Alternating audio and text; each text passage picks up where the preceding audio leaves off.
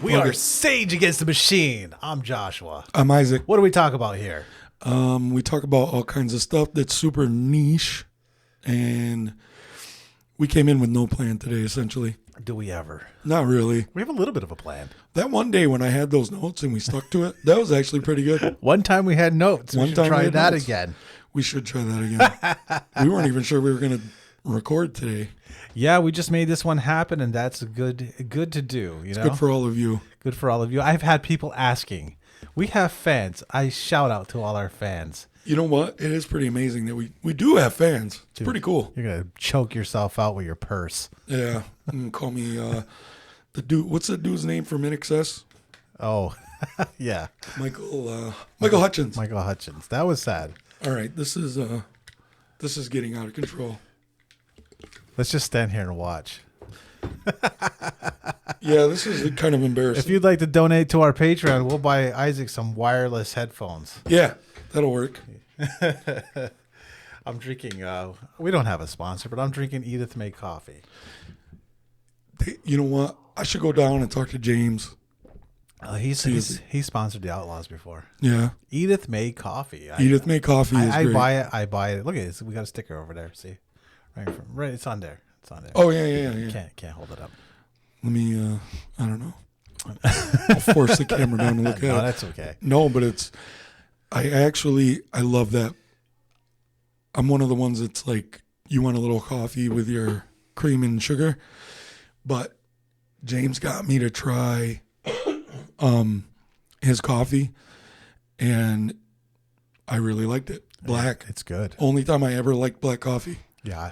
I buy it bagged. I make it at home in my stainless steel percolator. That's 1.5 liters. Mm-hmm. And that's how much coffee I drink every day. Yeah. That really is great coffee.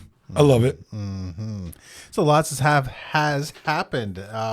It's apparently we're on ludicrous speed here nationally, internationally. Everybody's freaking out. Happy Liberation Day. Yeah, Liberation Day. Did he read 1984 and say this is a good idea? I don't even know. Come on. Do you really think that Donald Trump read anything by George Orwell? I think he had somebody read it to him while feeding him grapes. And he probably had some dummy who read the Cliff's Notes for 1984 and then gave him the highlights that were interpreted incorrectly, even from Cliff's Notes. So if you just gaslight everybody and just keep repeating things, they must be true. Dude, that's what Goebbels said that shit. Yeah. I'm not trying to invoke invoke. No. It's time. I'm saying it's always everybody's a Nazi. This shit is literally. That's what it's coming out to be. It's time. Yeah, I think it might be. The internet's full of even. I've started. You know what I did? I unsubscribed from Rogan. It's about time. I unsubscribed from Rogan, and now apparently he heard about people getting detention without being due process, and even that's a step too far for. Yeah, Joe has been really disappointing in the last 8 years or so. I bet he hasn't done mushrooms in that time. Probably not. Well, I don't know. Maybe he's still doing the DMT. But he has been getting really just unbearable at times. And I saw him. He actually had an issue with the unlawful deportations and detention to a labor camp in El Salvador. Yeah, I find the comments kind of hard to give him a compliment on that, but whatever. I find the comments saddened because what they do is the thing where they change the narrative. So what the conservative commenters will say is, well, they're here illegally. Yeah. Whether they are not, you have to have some kind of process to determine that. And if they're just rounding people up and am I supposed to just believe that anybody they say is Trende de Aragua or MS-13? Clearly it's been proven at this point, without a doubt, that they are not getting these right. Not even close to a majority getting it right. So why does this affect us? Well, just last week there was on Route 30, just outside of Paul Smith's, corridor for many of Aquasaslono going to and from the mountains and to directions down below. Even our people who might steel work will take these North Country roads. And My wife works in Tupper Lake. She goes that way all the there you time, go. every night. There you go. And they're doing checkpoints, and it was enough that even the whites were Yeah. upset. Yeah. I am constantly, maybe I judge my neighbors a little too harshly when I'm like, all these North Country Trumper, conservative, jackass, cracker ass. Coming from the guy who says, motherfuckers. let's be nice with our neighbors. Yes, I still do judge them. And you know what? So do I. More often than not, though, they are not on board with this either. Yeah. And that's True. At least we have like local allies that we can, that might be vocal. There's actually a big old protest happening tomorrow, I believe. Yeah, where is it? It's all over the U.S. actually. Well, I know that. Locally, they're going to do it in Malone, in the town of Malone. I think Messina, Saranac Lake is going to do one, and Sackett's Harbor is doing a real big one because the border czar Tom Homan's house is near there. They're going to walk by his house, like his house.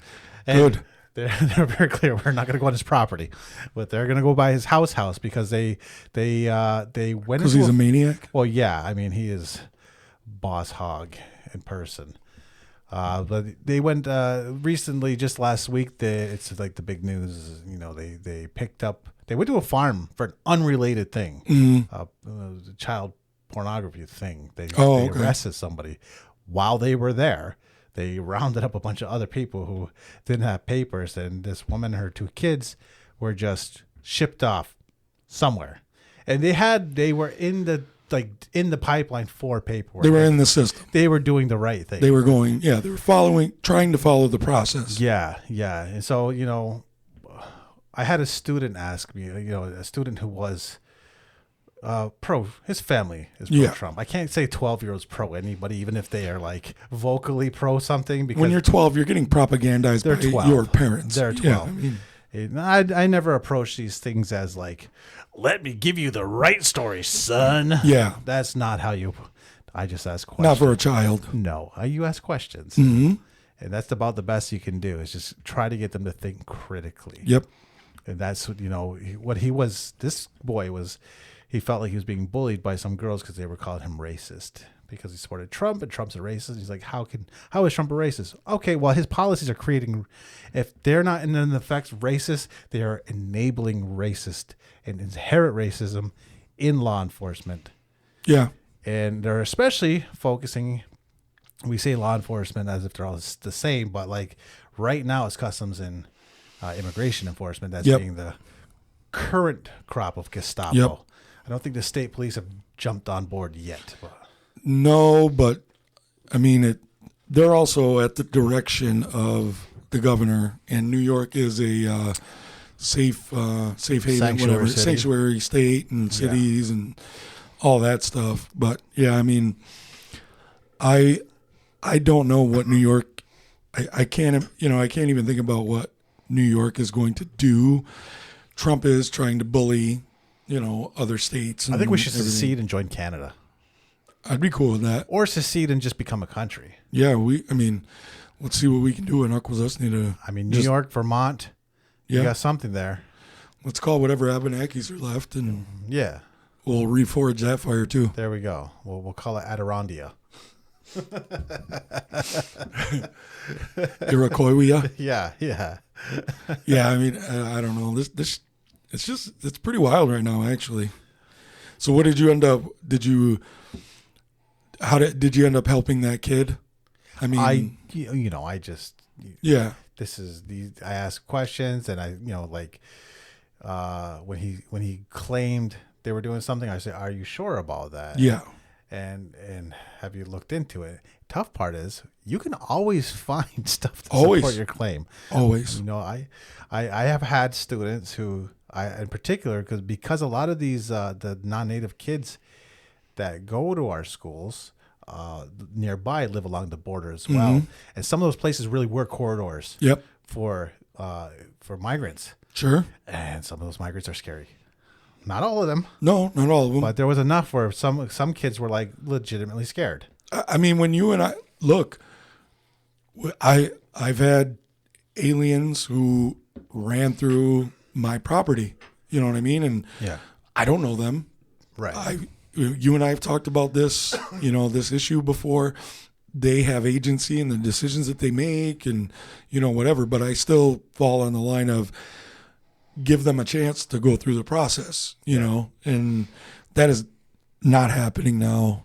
And, Yeah. And then I think, because what you said is you can always find information that's going to line up with your position. It's easy to do that. It's, and that's actually a kind of a funny thing, because then you end up with people who say, all right, well, I'm right because I have this data behind me. Oh, I'm right because I have this data behind me. And ultimately, people say, well, it's you're just telling, you're just giving your opinion on what's right and what's wrong in this. And, I like to go by data as well. I tend to, I do my best to be a logical, data-driven, rational person. That probably sounds like bullshit to everybody who listens to me all the time. But all I'm saying is that you get to a point where I think this is undeniable. At some point, what ends up being right or wrong or acceptable is decided by society. And I think that right now, what we're seeing is society is saying, we're not on board with all of this. Yeah, government and society are not the same thing. No. And government and people are not the same thing. And government does not make society. And that's what sometimes people seem to forget. They think it is sometimes. Some people might think that, and that's why they act like, this dude's a king when he's just an idiot with bad hair. Yeah. And crazy skin color. Yeah. I mean, just, dude, hand me $1 billion. I'll do some wild shit, too. Yeah. Oh, please. If you gave me billions of dollars, you have no idea the wild shit I would do. Yeah. I've gambled like 3 times in my life. And when the Powerball went over $2 billion, I was like, it's $10, man. Oh, I did that too. I'm going to take a risk. I do that every week, actually. I spend $10 a week on Powerball Mega Millions. And then, because it is fun to have the fantasy of, it's worth it. Yeah, I'm doing stupid things with it. I'm going to try to spend it all. See, and like I know we've talked about this before, I honestly would end up giving almost all of it away. Yeah. Or, like investing it into the community. I really would. Yeah, it would be fun to do that, but I would do it only with the goal of completely upending our relationship that we are forced to live with under the U.S. and Canadian governments. Yeah, I'm just going to. That's the only reason I would do it. Or that's why I would do it. Yeah. Give us billions. Yeah, give Sage Against the Machine billions. Yeah. And you really want to see some, fuck you to the government. Come on, Saudis, come on. Yeah, exactly. Hey, China, we think you're dope. You're making cool electric cars. Let's build a factory in Onkwehonwe. There we go. That's actually a good idea. Yeah, it's a great idea. We've done well with car factories.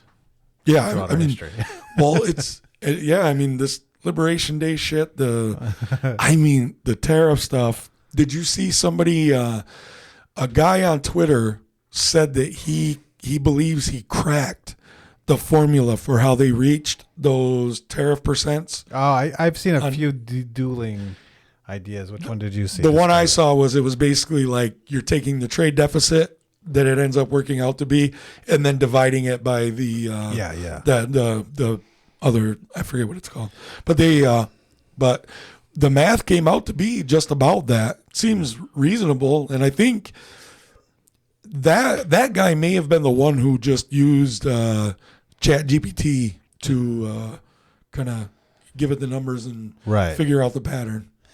Yeah. So the student, one of the things I ask is, I always try to remember to ask, because I'm very ADHD. When you're having a conversation with kids who are actually kind of bright, it's easy to wander. So, I said, will they ask more questions? I said, at some point you have to ask yourself, what are your core principles? And what do you stand for? Like, for instance, I'm usually for freedom, like more freedom. And that's my baseline. I'll take freedom over safety. Like, I understand that some of my views lead to dangerous things. Very dangerous things. Yeah, I understand that, and I think it's worth it, because I think the alternative is worse. Yeah. I think the alternative to freedom and liberty is authoritarianism and slavery. So I do think that freedom has its challenges. Yeah. However, I'm willing to get burned on the stove rather than outlaw stoves. Yeah, I mean, I'm mostly there. I'm more of a freedom than, oppressing type of person. I always think about it in the sense of, because that's my natural inclination is to be skeptical of everything and tend to look, I'm like a heavy pessimist and cynic, but, I do think if we're going to go in one direction over the other, I'd rather go with freedom and, people get burned by the stove. Yeah. Than somebody telling me I can't have a fucking gas stove anymore. Right. I'm for freedom of all, though, not just freedom for exactly billionaires from South Africa with Canadian grandparents who were tied to the Canadian Nazis. Yep. And weird blood emeralds. Yeah. I'm more, for everybody. Like, I like when I always joke that I like crime. Yeah. Because crime is resistance, too. Well, when you think, why do people love crime movies so much? Yeah. They love The Sopranos. They like why? to break rules. It's because, people are breaking the rules. And, I mean, honestly, like, I'm obsessed with, I've always been fascinated by, like, the Italian mafia and stuff. Still am. And, I mean, honestly, when I started reading that stuff, I was, like, 13, 14. And, that was kind of led by when I had seen Goodfellas at like 10 years old when I shouldn't have. Of course, we all did. We watched it on exactly. HBO at like 2 a.m. Yeah, my parents had rented a VCR and the tape. And anyway, I watched, but I watched that and Full Metal Jacket as a... Yeah, I mean, we're 80s and 90s kids. Like that's what we did. But it's just like people see that. It's the Robin Hood thing. You see these guys who are giving the finger to, the societal norms because they don't want to be told every day to punch a clock and slowly be ground down into nothing. Well, also those communities were ignored. You also had the lazy ass law enforcement. Yeah, for sure. In those dirty law enforcement. Both. Yeah. I tend to think you have a lot of lazy and a lot of. Yeah, I shouldn't dirty. make it mutually exclusive. It was a combination. You can be of both. For you sure. can be both lazy and bad at your job. Sure. And I corrupt. think that tends to be a lot of that tends to happen a lot more than we think. A lot more than people think. A lot more than people think. Definitely. There's a reason. There's things like ACAB. Mm-hmm. Although ACAB never gets followed up with. Their messaging is bad. The messaging. It doesn't mean we don't want order. It means the way we're doing order is retarded. Yeah. Let's do something different. It is. So in any case, that's the young fellas. His cores were freedom, but safety. Right. Or protection. Protection is what the word he used. And I didn't get to mention like what happens when those are mutually exclusive. Right.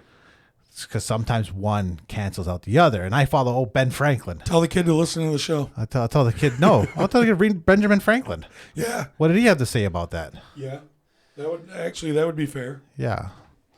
They or Jefferson. People of that color don't mind the founding fathers. Yeah. They like what they have to say. Of course they do. They don't see any, I mean, I'm not trying to do a pile on the white people here. It's just, I mean, as Paul Mooney would say, the complexion for protection. You know what I mean?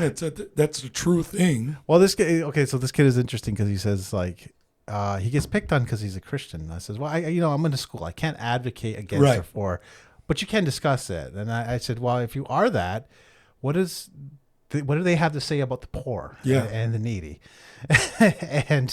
and does that agree with the way you think about things? And what was, I had another one I asked about. I said, just keep in mind that all the armies and all the nuclear weapons in the world are held by people who believe the same things you do. Yeah. So for the most part, yes. You might be getting bullied by the little girl down the hall. Well, I mean, I feel bad for that kid though too, in the sense that it's like that kind of stuff can happen. It happens from both. You know what I mean? It happens from both ends of the spectrum, and like all I can think about is, boy, that kid is it's sad that kid's getting picked on by the other kids because he's a Christian. And, meanwhile, I have nothing to do with Christianity. Yeah. It's more along the lines of these are kids. They're being fed this crap from adults around them. They don't really understand what it is that they're repeating back. Yeah. They don't know why they're arguing with each other. They really don't. They have no true grasp of this. But they're interested. Sure, and that's great. It's weird. I've noticed it because typically middle schoolers don't care. And this is maybe I don't know if it's good or bad because my son and his friends are also very interested, and these are little res kids. Afraid they're not afraid they're like interested. They're making jokes about 9/11. Yeah, they're making political jokes. It's weird. And it's not like something I instigated. Like I'm just sitting there. They're playing Fortnite. And they're goddamn TikTok and that. I think Osama bin Laden letter. It's got to be TikTok. It's got to be our shorts. Something on there. It's something in the algorithm. But I've noticed the kids are becoming. But it's teaching them things. Too. It is, and they're becoming politically aware. Younger and younger. Yeah. At 12, did you give a shit about politics? I didn't know what the fuck. I didn't know any of this. When I was 12, I was like shooting my friends with BB guns. Yeah, and making fires. Yeah, I was playing sports and doing other things. Yeah, this was before I discovered gangster rap, and we all thought we were black for one summer. Yeah. Well, I don't know. That was, yeah, I mean, like, because that's the thing. Like, I remember, like being 12, and it's like, you love, when Gin and Juice came out, you know what I mean? And that kind of stuff. I had no clue. And believe me, I grew up with the white people, and all I really heard was, this is in Oswego County, and there's a lot of woodchucks in Oswego County, and I heard almost all very right-wing, points of view. Ronald Reagan was a god to these people, and, so I mean, that's the kind of stuff that I heard growing up. I didn't know what any of that meant. The kids now, internet, good or bad, there is... there's just opportunities for them to learn things. Yeah. They have an idea. It's the same thing with mental health stuff. They have an inkling of what this stuff really means. Yeah. So that's interesting. It's just it's something I didn't notice. At least they ask questions. So you can engage with them, and I think the trick is to not like force things on them. Force any ideology. Yeah. I try not to. This particular kid, he was like mentioning something because they have to learn native stuff. Right. And I'm like, that came from your dad. Yeah. In my own mind, I'm like, that came from your dad. For sure. You probably know his father, huh? I don't. Oh, really? I don't. Dang. But at the same time, he's still a 12-year-old. So what is he doing? He's waiting for his ring to come in that says Trump on it. I says, so you just want to wear that just to cheese off that girl? Yep. You know what? That's pretty ace, actually. Oh, he probably likes her. I gotta give that. Like, if I saw that kid do and he said that to me, I would have been like, "You're pretty cool." Like, that's pretty funny. Like, it's funny. It's kind of funny. It is funny. Yeah. I had to mention, we learn everybody else's history. You have a chance. You have 70% natives here. You get to learn something no other kids really learn. Like you get up close and personal information straight from the res. You live right next to the res. You think that kid has any native friends? Absolutely. Yeah. See, that's he's got most of his friends are native. You've got these kids have direct access to a Mohawk territory, who is or at least used to be quite militant and proud of just telling everybody about our people and our culture and our history. Now, it's a funny thing because like in Oswego County, you don't get taught any of this stuff. You get taught nothing about native history. Mind you, I'm a half-breed Mohawk, and I learned nothing about that stuff in the public school system in Oswego County. None. It was the same growing up. I was, I'm a half-breed Mohawk too. And we lived, we moved around when I was really young, and we lived in Virginia. I remember there was actually one other native kid in my class. Oh, nice. And we had to do the thing where we had to wear headdresses and shit. But the whole kids did it. But they were all made of paper with like. Yep. And we had to the do fake feathers. Yeah. We had to, we did all that shit. And I was like, oh, that's so embarrassing. Yeah. But you know what's funny is they did that shit in the res too, because even a lot of the res people back then didn't have, the culture was really drilled out of people. Yes, because this was back in the 80s. Yeah. So now you have parents at this age that know less than the kids. Yeah. And that's true. That's probably us. That's probably and grandparents and. Know less about the culture. That's actually not bad in my view. No, it's progress. Yeah, it is progress because success. The historical trend is going to change because of that. Yeah, I was thinking because when you think about that, the kids now, especially the kids who go to Salmon and stuff, the white kids, and they have that access. When you go to other places or meet people from other places, I've never really gone very many places, but. You meet people from other environs and, like when I went to college and a lot of the kids there that I got to be friends with, they were from New York City, the boroughs, and a lot of them were black. None of them had ever really, when they found out I was Mohawk, they were like, oh, shit, that's cool. I never met. Right. And they a lot of them said, I never met an Indian before. Because that also was like 20 years ago, 25 years ago. I mean, in those communities, they will still say that. Yeah, which I don't really see. I don't care. It that, okay, everybody who's native who's listening to this, when someone says Indian, when they're doing it to be an asshole. Yeah. We all know, when you're doing it to be a dick. Right. These guys clearly were not trying to be dicks about it. Yeah. But it's just, and mind you, these are people from New York City. Right. And they've never come into contact with any native people on any that substantive they realized, level. In any substantive level. Yeah. So, the kids around here are definitely they're accessing something that probably 99% of people in the U.S. don't have access to because they're not around any native people. Yeah. That they know of. Right. Typically that they know of. Yeah. Yeah. You know what I also did when I went to Stafford, Virginia Elementary? What? I had lunch with Ronald Reagan. Ugh. Our school won a contest, and I had lunch with Ronald Reagan. How old were you? I don't know, like 5. Oh, you poor child. He was nice. Well, of course he was nice. He was an actor. Yeah. Oh, I got to talk to him. Did you really? Yeah. Interesting. I asked him all about Ollie North. You asked him about Oliver North? No. I was like, what the fuck? Probably asked him something retarded, like, what's your favorite food? Yeah. I was 5. At that point, his brain was turning into mush. I actually saw this, was listening to a podcast, and somebody on there said that the H.W. Bush, they implied that, and then eventually actually said this, that H.W. Bush actually had 3 terms as president because he was the one actually running shit in Reagan's first and second terms. I've never looked into that, but I'm going to because I was like, what? Never heard anybody say that. I mean, maybe he was the head of the CIA for a long time. Certainly was. He certainly was. We seem to forget that. Yeah.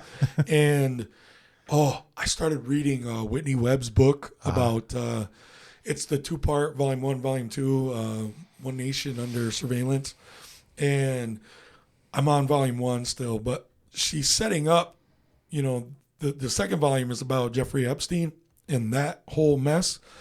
But you start hearing, the start, she goes back to Prohibition and the interlinking of the mob, the actual Italian mob and Jewish mobsters and Irish mobsters and their tie-ins with prominent, powerful families now, including the Kennedys. Of course, the Kennedys. The Pritzkers. Yeah. I mean, this stuff it's wild. Yeah. And the OSS. Right. And that transformation into the CIA. And then you can see those lines of succession really coming into foot. And it's when you haven't looked at it, when you've heard snippets of it, and then you actually are reading a book from a journalist who is using almost entirely, first source material. I mean, that's pretty crazy. It's legit. It's legit. And You know what I mean? And when you think about it, Whitney Webb, she's amazing, by the way, but she gets labeled as like a kook a lot. But when you read her book and you check out her references, her citations, these are coming straight from government documents. They're coming from interviews of people who were there. I mean, it's wild. And so, like, you see, like, H.W. Bush, like, when someone says he actually had 3 terms, you can kind of see, like, when you start to look into this stuff, you can see where someone makes that connection. Right. You know, and I'm going to look at it more, but, I mean, I just thought that was interesting. I'll have to audiobook that one. Yeah, do it. Because I'll have to look into it. I mean, it's long. It's a long read, but you would like it. So I think a lot of people who watch and listen to our show, I think they would like it too. Yeah. We'll have to try that out. Maybe they'll sponsor us. Yeah, right. Right. I'm going to call Whitney Webb and be like, there you go. I'll keep emailing. No, Amazon. Get by your Amazon link. No, I just want to get Goodreads.com. No, I just want to talk to Whitney Webb because she has such a huge following. Yeah. And like she's really dope too. Oh, that's right. We're going to get some guests on here. Yeah, exactly. Yeah, we haven't done that in a while. Yeah. So we do have listeners who have asked us to talk about FAFSA and some of the stuff with the whole green card J treaty. You know, students. I've heard from one student, one Mohawk student from whose families, some of her families from Snai, and they signed up for immediately the whole what is it called there? What the word I'm looking for? Permanent resident. Yeah, it essentially is like It's like a green card, right? Yeah, it's pretty much like a green card. Yeah. I mean, I haven't gotten too deep into it, but to me, it's like, and I can kind of already tell, like, your reflex is to like be my guess anyway is to be like, I wish people didn't do that. Skeptical. Which is mine too. Yeah. I wish that people didn't do it, but I do understand why they do it. Well, yeah. They want to go study. Although in 8th grade, you got 4 years before it becomes an issue. So yeah. So you might want to wait this one out. True. I mean, I'm looking at national politics. I'm like, oh, we're just assuming they're going to get their way, and I think this tariff thing might undo. I mean, we very well could be looking at, you know, I mean, this is, you know, we talk about the decline of the empire. Yeah. It is happening, and it's happening in real time. Really fast. Really quickly. And I'm like, I guess we wanted this. Maybe. Look, I actually had this discussion with someone the other day who tends to really lean. I didn't want right. these guys to be in charge of it. Well, that's the thing is like, well, but when you think about it, how was the empire going to go into decline more quickly? It had to be somebody like Trump. Aliens show up. Well, okay, fine. Jesus walks out of the Holy Land again. Yeah, short of Jesus Christ reappearing or aliens coming from the damn sky.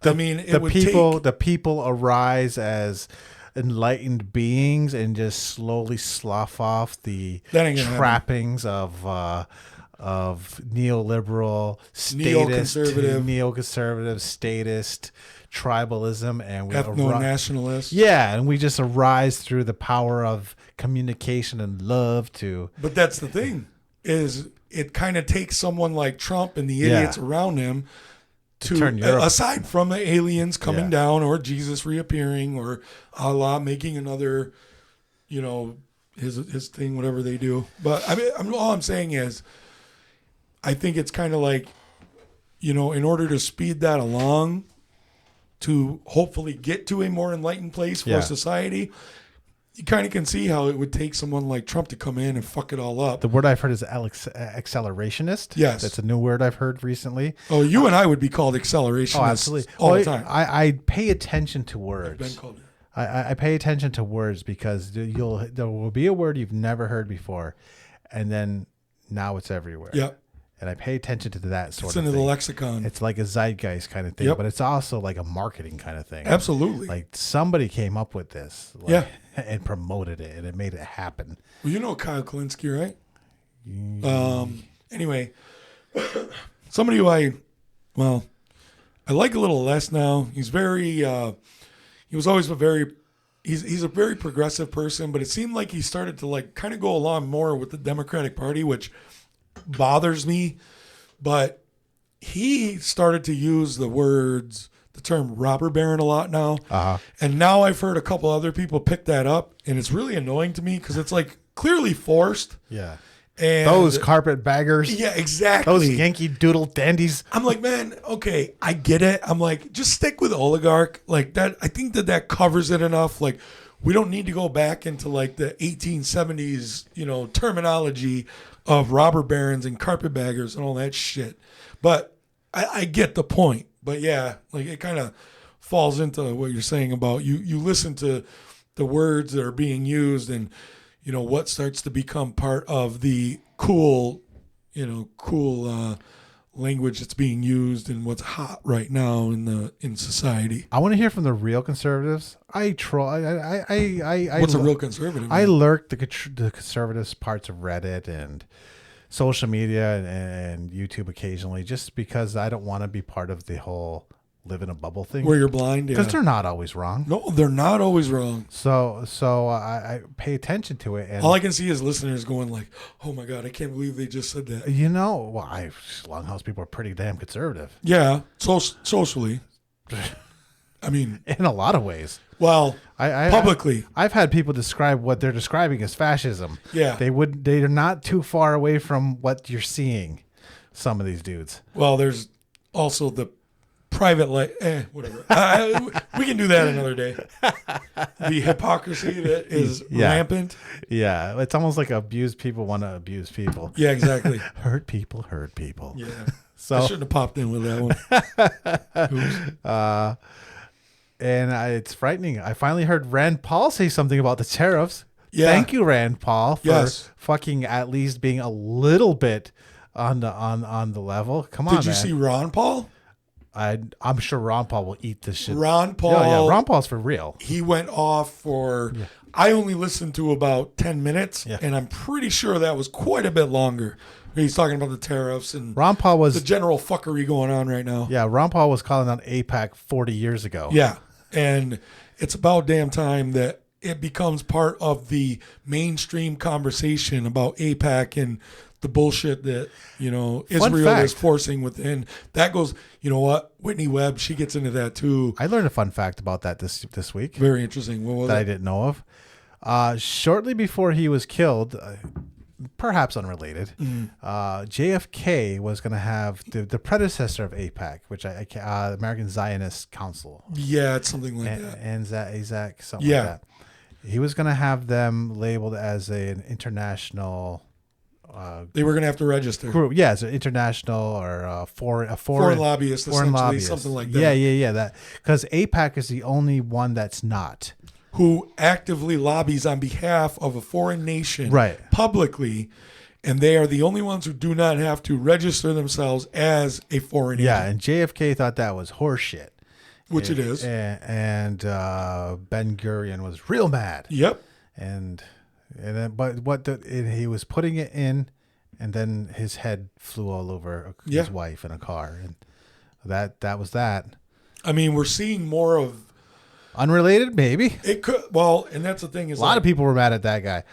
Yeah, CIA was mad at him. Pentagon was mad at him. Cubans were mad at him. The mob was mad at him. Yeah. I mean, you're pissing off a lot of people. They probably were all in on it. I mean, like, I've gotten into it like, I've been interested in it.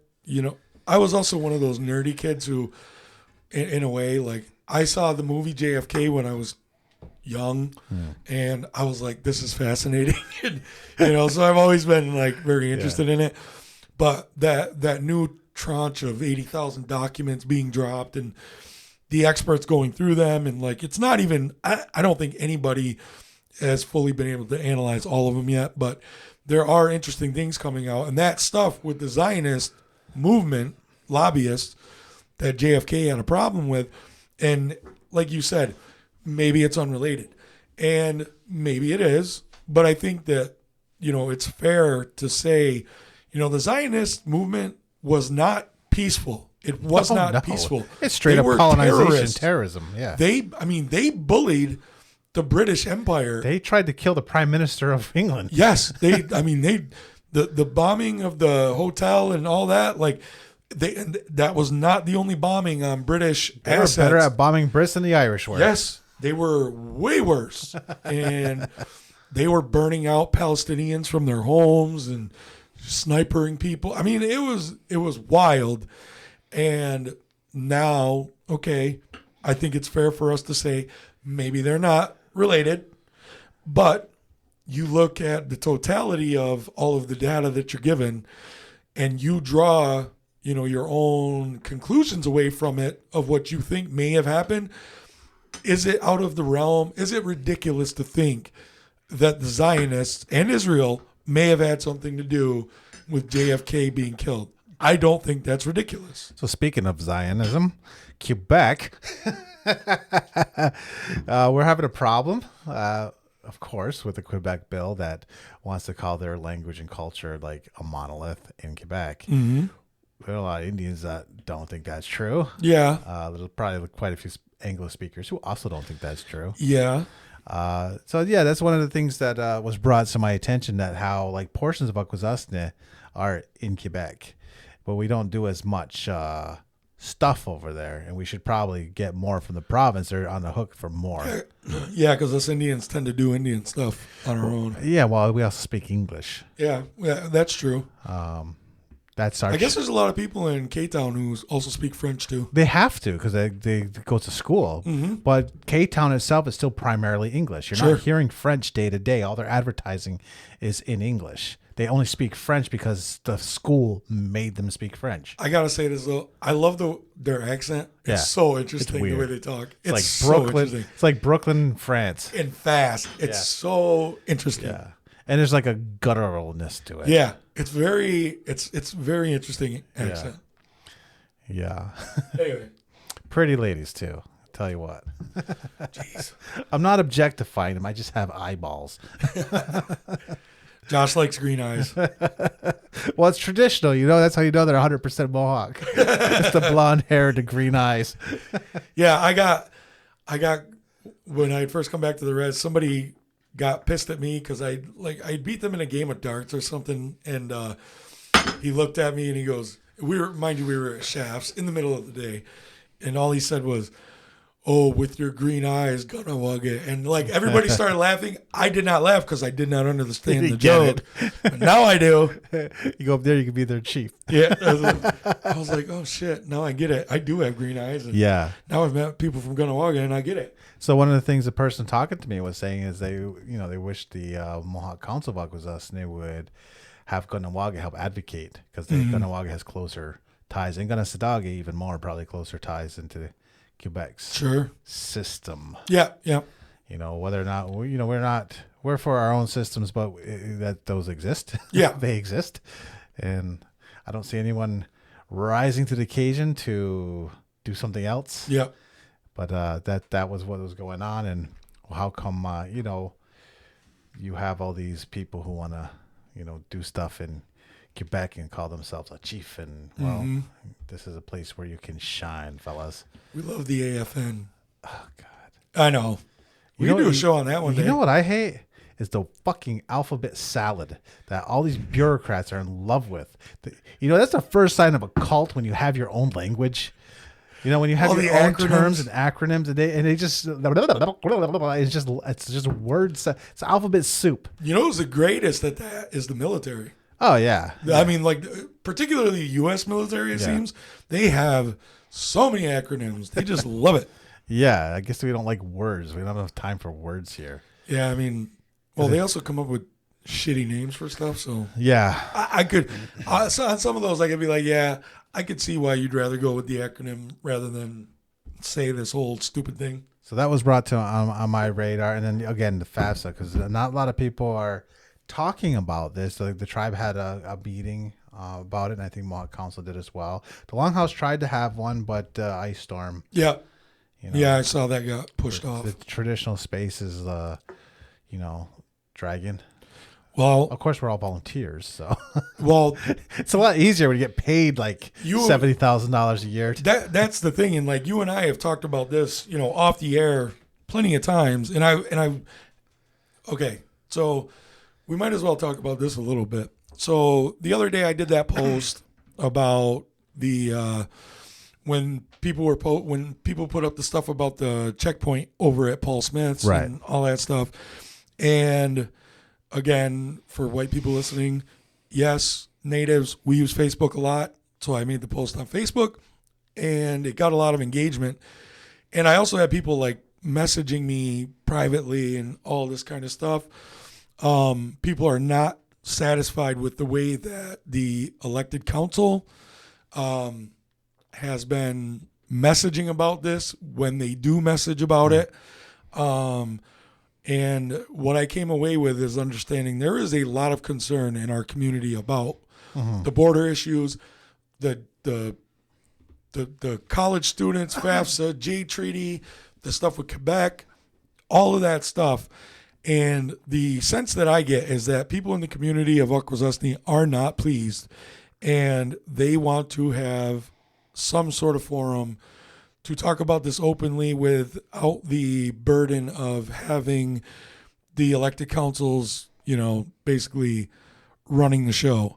So you and I spoke about it, and I mean, we might as well.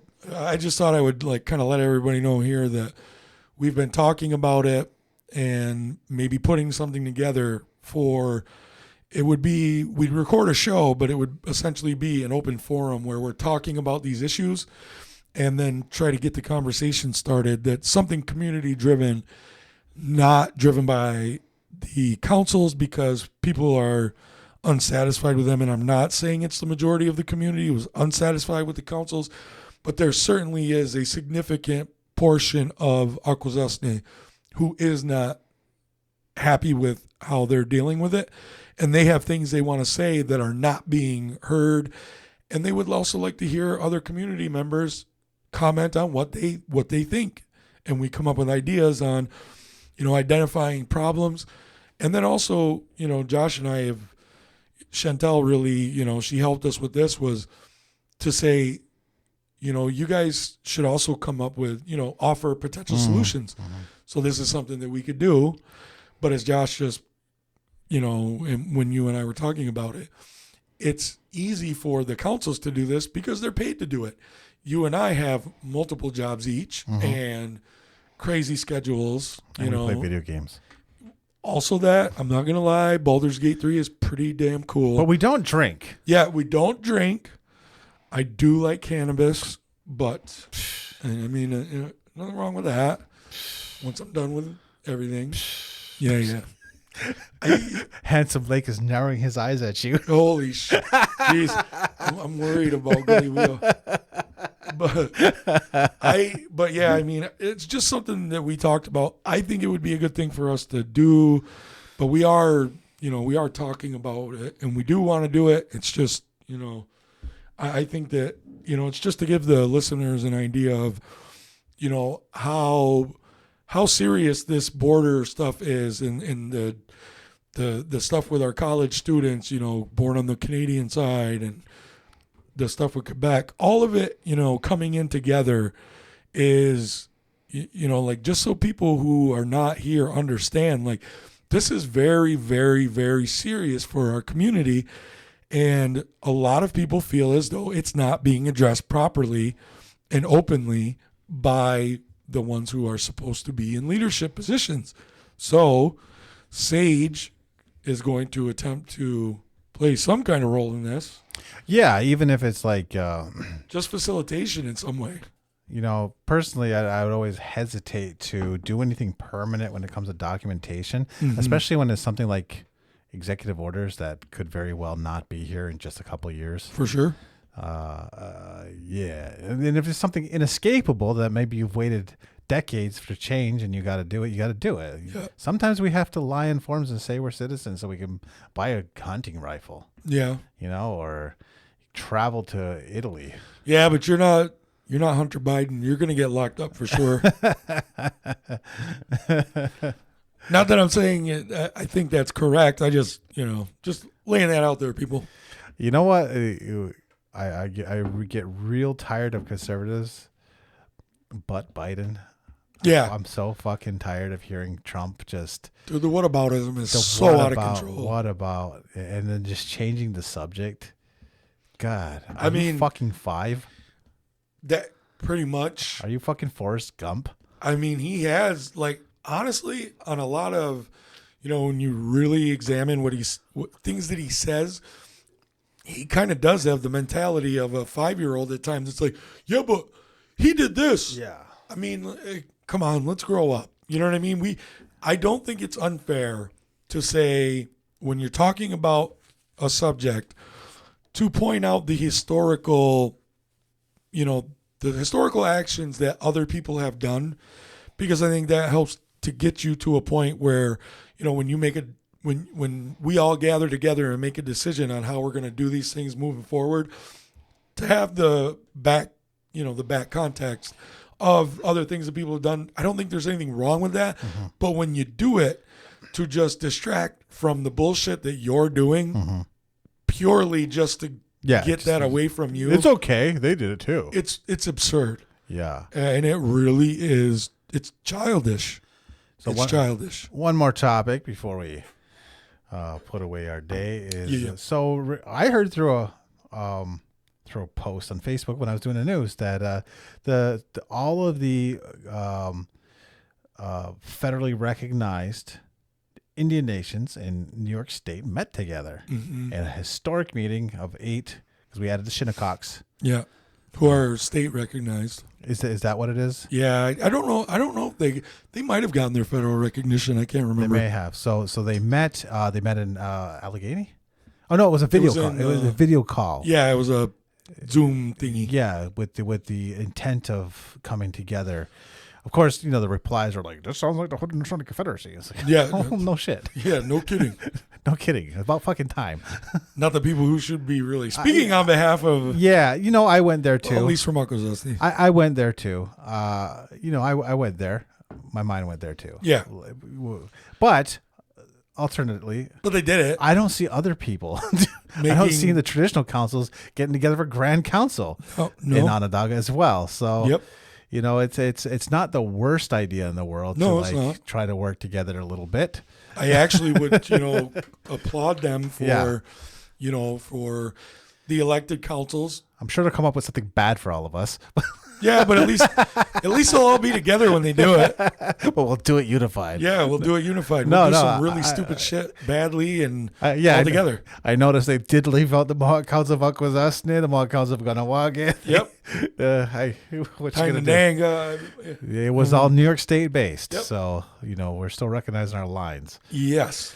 So, but it's a step. Look at that grudging admiration. Look, man. Hey, it took so much to pull it out of us.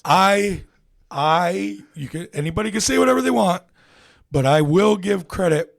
I've always said this. I don't think that the elected councils only do dumb shit. I don't think that. I think that they both do really good things for our community. When they do really stupid shit, I'm very vocal. And I point it out. I talk about it a lot with this guy and other people. I do it very publicly, which pisses them off. But I can also compliment them when they do things that I think are a good idea. This, I wasn't there. I don't know everything that was said. But I think that the initiative in and of itself is a good thing. And that's what people who have, sources outside of our community have told me, is that they're, cautiously looking at it. They were wondered what they talked about. They wondered who was there, like actually, not just, right, some nebulous group, but, individually who was there and what did they talk about and what are the issues. So, it's probably a good time to do that sort of thing. I think it's the perfect time. Yeah. And especially, I mean, with all of these things, and I know that, the show, I think three shows in a row now, we have been talking, a lot or a little about the border, and how, the border issues are growing. They seem to be growing bigger for us. They're in the news more. Well, no. And the customs is starting to be. Well, that's what I mean, though. It was no problem for me yesterday to get groceries. Yeah, but you look like a white guy, so do I. Well, I mean, that should have been the problem because I had a car full of groceries and they just waved me through. Well, I mean, man, I use my tribal ID as a. I gotta go. They have a what's it called there? It's like Costco. Yeah. They have one in Ottawa, Yeah. and there was a guy on Reddit who put a picture up, and it was like 5 dozen eggs Yes. at Costco in Ottawa for like $20 Canadian, and which is like $14 an hour or some shit. Yeah. But we got to get on that egg importation thing. You know, I did read an article about how someone came over from Windsor to Detroit and they got seized. Yeah, yeah. I think it was a lot of eggs. I think it was like a truckload a lot of eggs. eggs. So Yeah, it wasn't. I believe it was like a box truck. They tend to leave you alone when it's like household. Yeah, So far, and I wonder. I can't imagine customs guys who have worked there for a long time wanting to stir up the nest of hornets that we can be. Yeah, And that they know we can be because some of them have forged links within the community. yeah. and Some of them have got to have hooked up with someone from Uncle's house. Had to have. There are people kids. you know who, his parent was one of them. I mean, and that's the thing is like, I mean, so, all this stuff is coming around, and I think it's just, we got to continue to keep an eye on it. And I think you and I are going to end up continuing to talk about it. And I think that, like I brought up us talking, like looking at putting together some sort of forum where we would record, talk about these things, and then, hopefully someone would take the kind of lead on it once we do it, because Josh and I like video games as well as going to work. So yeah, until we can fund this full time, until we can fund the revolution. Yep. Till we have that Alex Jones money. Hey, people, listen, if you're listening to this, Josh and I could dedicate all of our like regular job time to doing community activism and organization. We aren't that expensive.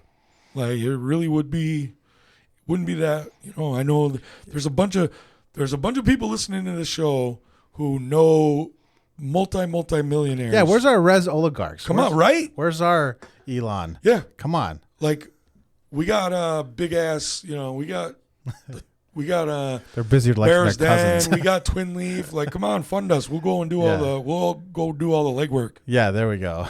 We'll corrupt. Yeah. Corrupt us. Yes. All right, man. This is Sage Against the Machine. I'm Joshua. I'm Isaac. And we'll talk to you again, hopefully next week. Yeah, later.